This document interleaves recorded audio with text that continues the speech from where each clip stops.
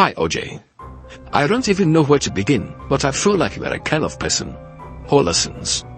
Not just hear, but listen. So let me tell you something I've carried in silence for too long. I'm a graphic designer. I've worked on album covers for artists whose name you would recognize in a heartbeat. You've seen my work on billboards, in music videos, on the front of Grammy-nominated records. Clean, professional, but behind the polish, behind the bright lights, there is a darkness. And OJ, I saw it. I lived it.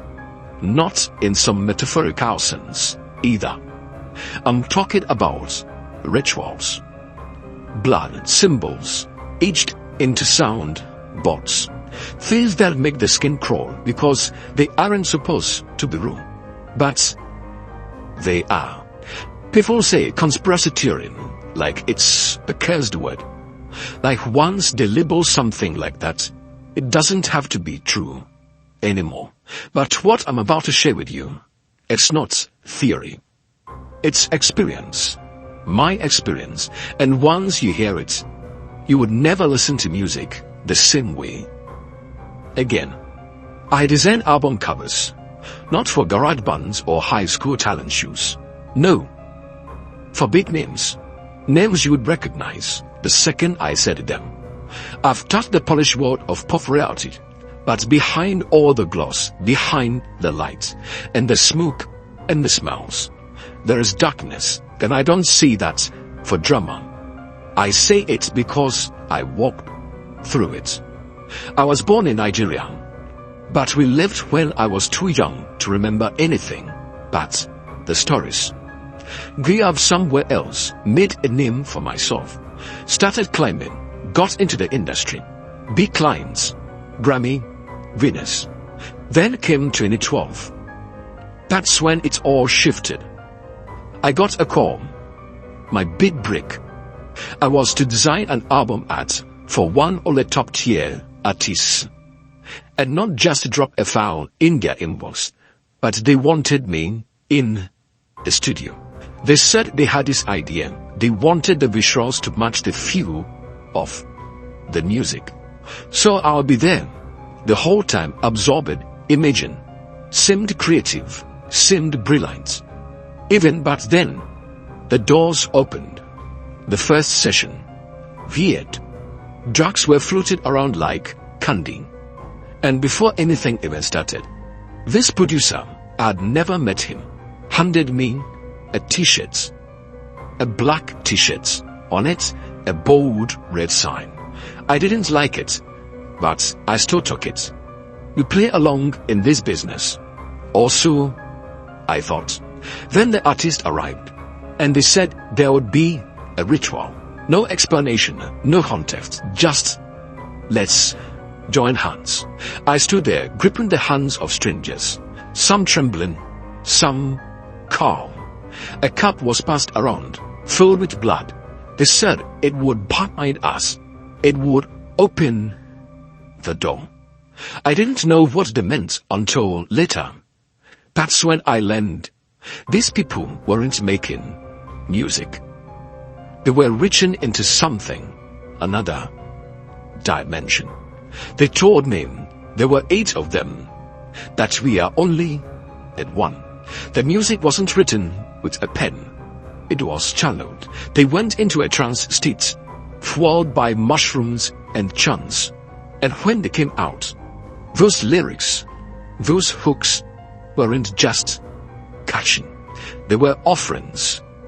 As I respond out, act that is subscribe to the channel, share, comment, and like the story, because that is the only way you encourage you to bring in more stories and confessions. Please subscribe. Let's go. I watched a girl barely 19 brought into the studio like a sacrifice, blindfolded. They laid her on the altar before the recording began. A man dressed as a priest, in fact a priest, OJ, performed acts I won't even describe right here, right there. And the artist singing as though nothing unusual was happening. as if it belonged. That singer was taken into the booth to record backing vocals, then back into the altar. More rituals, more darkness, more worship. They didn't call them demons. They called them guides, spirits, ancient ones. But it was all the same. A shadow by another name. When it came time to design the album apps, we were specific. An inverted cross hidden in the details. Serpent's pyramids, a faint image of Baphomet. If you turn the image sideways and squinted just right, subliminal but precise. After the album dropped, I watched the world move, heard the song on the radio, watched how people reacted, how they danced like they weren't in control of their own limbs, like they were caught in a current they couldn't see. That album, they told me, was praise music, not for God, for the beings on the other side. You don't believe me, Wojay? Fine. Go listen to the song. Really listen. Lemonade, my one. It's all there, buried in plain sight. These weren't just edgy pop songs. They were hymns. When I couldn't take it anymore, I tried to leave. They blacklisted me, shut doors in my face. I live quietly now with my wife. But I don't speak about it too loud, too often. I've seen what happened to those who do. You ever wonder why some parties are so secretive?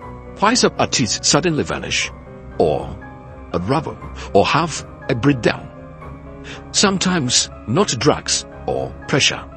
Sometimes that's the price.